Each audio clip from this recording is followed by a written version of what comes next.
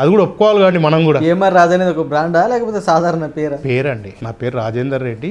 PMR అనేది functional పేరు, అది నాకు ట్యాగ్ లైన్ లెక్క అయింది. నాకైతే ఎల్లప్పుడూ అయితే సంతోషం అండి, ఎందుకంటే పిఎంఆర్ అనే దాంట్లో మా ఫాదర్ గుర్తొస్తూ ఉంటాడు కదా.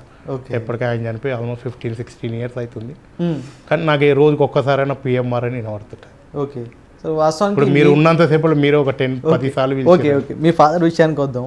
మీకు మీ ఫాదర్కి ఎటువంటి సాన్నిహిత్యం ఉండేది అసలు? ఆయన కొంచెం అగ్రికల్చర్ బ్యాక్గ్రౌండ్కి వెళ్ళి వస్తుండే, మమ్మల్ని మంచి చదివిపియాలని ఆయనకు ఉండే. నా లెక్క మా పిల్లలు కష్టపడొద్దు, మంచిగా ఉండాలని ఆయన 24/7 ఆయన చెప్పకపోయినా కానీ ఆయన చేసే పనులైనా ఆయన చూపులో మాకు అర్థమవుతుండే. నా లెక్క వీళ్ళు కష్టపడొద్దు అని అంటుండే.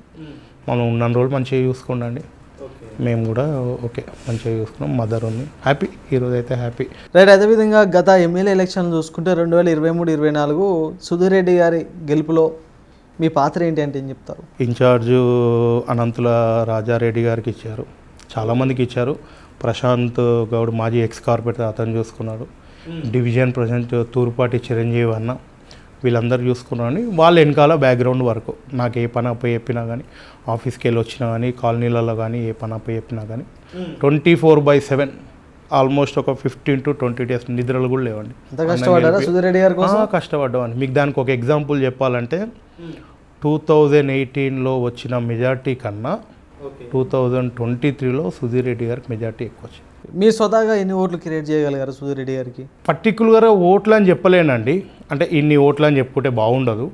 నాకు ఇప్పుడు అసోసియేషన్లు ఉందనుకోండి, నాకు 2-3 కాలనీలు అప్ప చెప్పింది అనుకోండి, అక్కడ ఉన్న బాధలు కానివ్వండి, వాళ్ళు పడే ఇబ్బందులు కానివ్వండి, వాళ్ళకి ఎక్స్పీరియన్స్ ఇవ్వడము.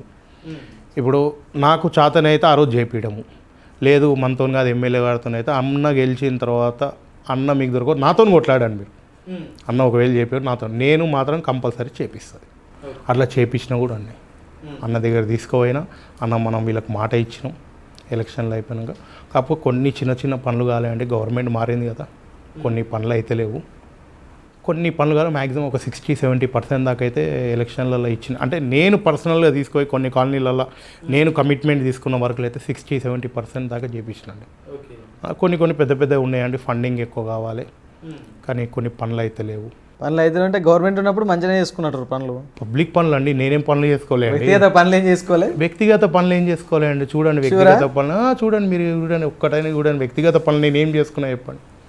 వ్యక్తిగత పనులు ఒకటి చేసుకున్నా అని చెప్పండి, నేను ఎవరినైనా అడగండి, మీరు చూపెట్టండి ఒక వ్యక్తిగత పని పిఎంఆర్ రాజు ఎమ్మెల్యే గారితో సాయం తీసుకొని చేసుకున్నా అని చెప్పండి.